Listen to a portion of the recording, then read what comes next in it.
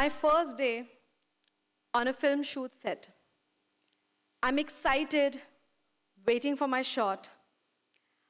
I see yummy looking snacks laid on a table in a corner. And I go and grab a piece of cake. And just when I'm about to eat it, someone comes shouting, "Please don't eat that.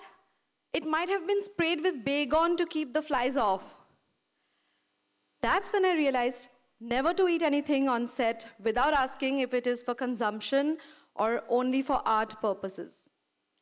But that is also when I realized that it is so important to know what is happening around you, around where you work. I used to think that I should just do my best at what I do, which is act.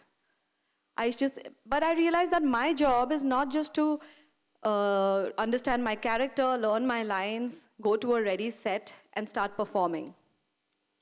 It is so important to understand at least the basics of everything, the fundamentals of everything that's happening in other departments, the teams that come together to make one film. Like, why it is important to come to a mark. Like, if this is my mark, like say right here, at the top of this red carpet, and if I'm supposed to come running from there, and I have to reach here, say I have to come all the way, suppose I've come all the way from outside, I have to reach there. It's hard sometimes, and I can't look, I have to look front. Wow, I slipped, but I made it. But if I don't, there's a high chance that I'll be out of focus, and which actor wants that? And then there are other things, like why is a light placed where it is placed? Why is this particular outfit planned for this particular scene?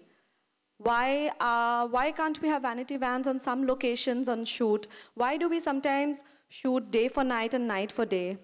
What does it mean when the lens is changing? And I feel that this thing about learning and understanding what is happening around your work is not limited to just my field. And I feel it is true of all fields. Like, say, doctors. My ENT should be able to tell me if my throat problem is an ENT problem or something else, like, say, a gastro issue, and then refer me to the concerned specialist. Say, a chef. A chef needs to know where the ingredients come from, how are they grown, how are they transported. A singer needs to know how is the song recorded, how is it arranged and produced, and then released, of course. I also believe that it is a choice, whether you want to learn and grow or not. And I believe that we are a sum of our choices. I mean, we can say that, oh, I didn't have a choice. But I don't believe that. I think we always do. We always have a choice. And every choice we make has consequences. And I feel that we often don't listen to our heart, fearing those consequences. I have one rule in life, which is follow my heart. And yes, it has helped me make some fantastically bad decisions. And I mean, there are the good ones as well. I mean, of course, it's not a foolproof plan. Well, there is no foolproof plan in life. But when I follow my heart, and it turns out to be detrimental, at least I can tell myself that at that point, when I made this choice, that is what I wanted. Maybe at some point, it made me happy. I did what I wanted to do, so no reason to regret it now. And I like living a life of no regrets, in spite of all the mistakes that I've made along the way. But that's how we get wiser. I feel we have to make mistakes and we have to learn and evolve and grow from that. I like to surround myself with people who like to evolve. I don't think I do it intentionally, but when I look around, when I look at my loved ones, the people close to my heart, I see that all of us have this common love for evolving, for personal growth, for introspection. And it's beautiful because we always, whenever we are together, we always feed from each other. We help each other grow. I feel that personal growth is the biggest motivator in my life. It is just so layered. Sometimes you don't even realize how much an experience has shaped you, has helped you evolve, until much later when you look back. I think for me, life is a joyride where I get to feel, to evolve, to learn, physically, spiritually, emotionally. And for me, it's very important, to grow. And it's like, okay, so in every way, in my personal life, I want to learn. I always want to learn in my personal life and my professional life and my relationships and my friendships. It's like bringing a plant home, right? Watering my plants. You can't just bring a plant home and expect it to grow on its own. You have to water it. You have to talk to it. You have to play music for it. And if you can do that, then why not do it with yourself, with your work, with your relationships? So, coming back to surrounding myself with people who like to evolve, I would also like to say that my favorite kinds are children. I feel there is just so much to learn from kids, and especially the uncivilized ones. We live in a society where we are constantly, every day, taught how to behave in front of other people, to deal with our emotions in private, to always show up seeming in control. But kids, they don't care about any of that. If a little girl is angry, she will scream or cry until she feels better. If a little boy wants to run around and express joy, he will do it anywhere he wants to. At a restaurant, at a wedding. And what about, have you noticed toddlers, the moment they hear any kind of music, be it your ringtone, like a phone ringing or a musical doorbell, and they just start doing that. They just start dancing, grooving up and down. We don't do any of that. Why? I think because we are so worried about what others are going to think of us. We are so worried about other people judging us that we judge ourselves already and clamp up. Now, I'm not saying, okay, let's just get uncivilized and, roam around, run around screaming and shouting. But I think we definitely should learn, we definitely should unlearn and unlearn getting embarrassed about showing our emotional selves. I think it is okay. I really want to be able to just dance anywhere and everywhere I feel like. I want to be able to show up to a meeting and express that I'm not feeling my best. I used to never cry in front of anybody except my very close friends, if I had to. And once, when I was going through a hard time, I was at a cafe with my best friend, sharing my feelings, and I just couldn't hold it in. I started weeping. And I was so embarrassed. I was so embarrassed that I started laughing at myself. So eventually, there I was, crying and laughing at the same time, sticking tissues right under my eyes so that my non-waterproof mascara does not turn me into a Zorro mask or something. And later I was narrating this embarrassing story of mine to a dear friend, and he said, well, the other day you were laughing so much when we were out. And I was like, yeah, what has that got to do with this? So he said, if you can express joy in front of people, why can't you express sorrow in front of people? Why is it such a big deal to cry? Crying is good. It helps you let out so much. And everything has changed for me ever since. Now I'm a professional crier. Hand me those tissues and watch me go. And I really hope that very soon you will see me dancing whenever and wherever I feel like. Expressing myself comfortably as an adult is something that I'm really proud to have learned. The process of becoming is next to impossible without hard times. I recently went through a very difficult phase in my life, emotionally and hence physically. Most days I would wish that I didn't have to wake up, and I would often think to myself, why me? Because I was struggling so much. And thanks to my friends and my therapist, I managed to sail through the storm and reach a calm.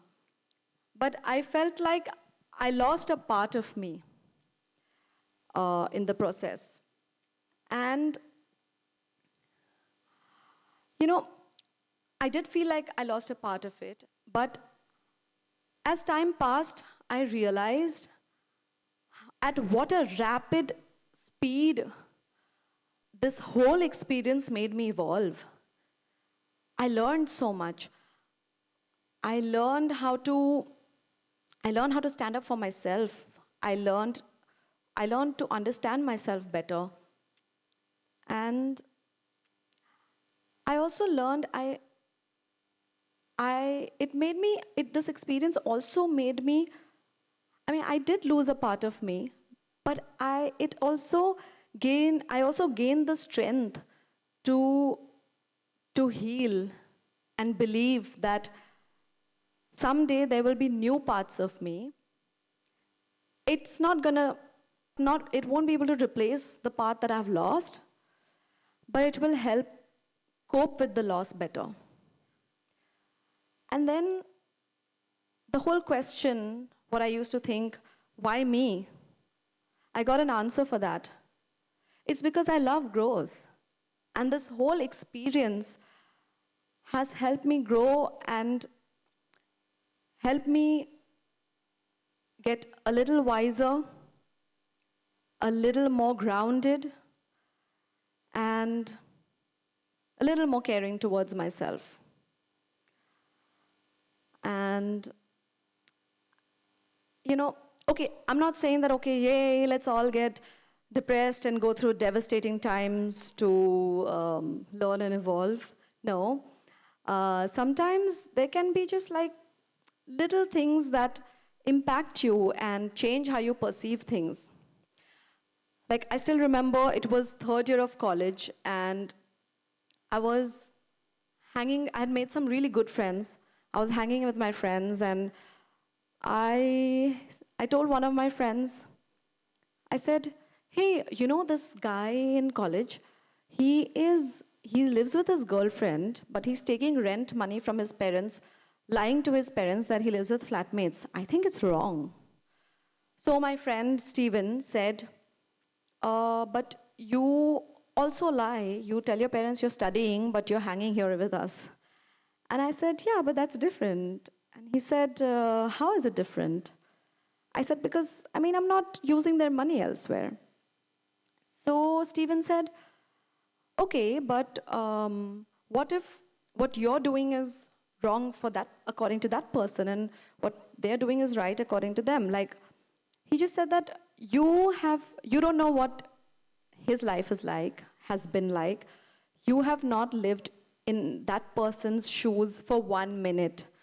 So what makes you think that you can be the judge of what is right or wrong for them? And that conversation just made me who I am today, who I have been. because it changed so much, it shifted so much in me in a lot of ways. It's not just about what I think about right or wrong. And yeah, it just really shaped who I am today. And then there are like so many other little things that happen. There was this one where I was in my therapy session and I was narrating to I was telling my therapist, I was updating her on what was happening, what I was going through. And I just happened to say, oh, like I am hurting so many people. And she said, Plabita, I want you to hold right there, and I want you to change the language that you use when you speak to yourself. And I was confused. I was like, what does this mean? And she said, you should say, I am in a situation that is hurting me, and it might hurt other people that I care about. She said, when you don't use this kind of a language for other people, why do you use it for yourself? And that's when I realized it's true. I'm not sitting here to hurt anybody, but why do I always point all fingers towards me and feel responsible for everything around me? And that's when I realized that I wasn't being as kind to myself as I was towards other people.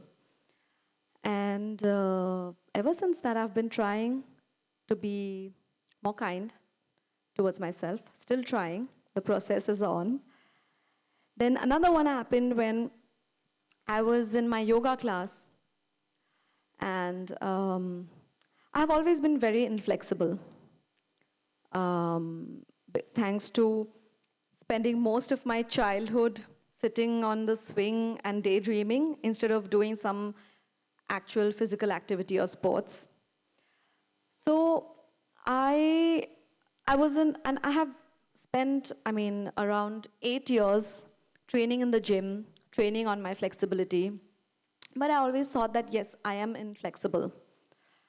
And so in my yoga class with my yoga teacher recently, and I just happened to say again that, oh, I'm so inflexible. And she said, you are not inflexible.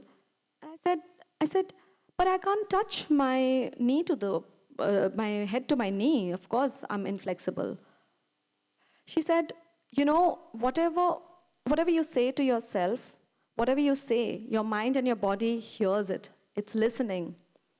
So if you keep feeding this information to your body and keep saying that I'm not flexible, I'm not flexible, I'm not flexible, how do you expect it to, grow?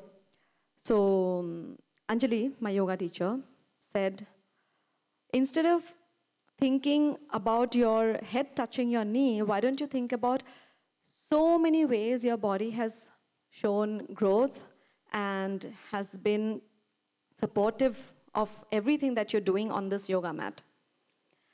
And that's when I realized that I think I was holding on to very general ideas of body flexibility, that, oh, maybe like only if I can do a split, I will be flexible enough.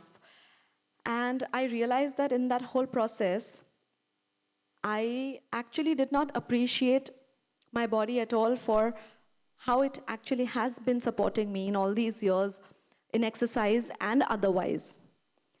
And this also changed how I think about so many things, not just about flexibility.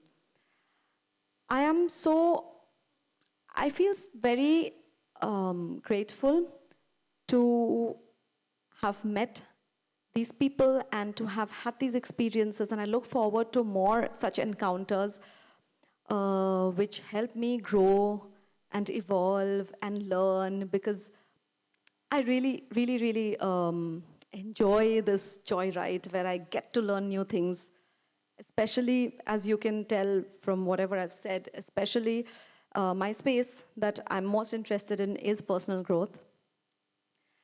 And okay, I would like all of you to shut your eyes. I can't see anybody. I want all of you to shut your eyes. Come on, shut your eyes. And think about the area. Try to identify which is the area that you would like to most develop in.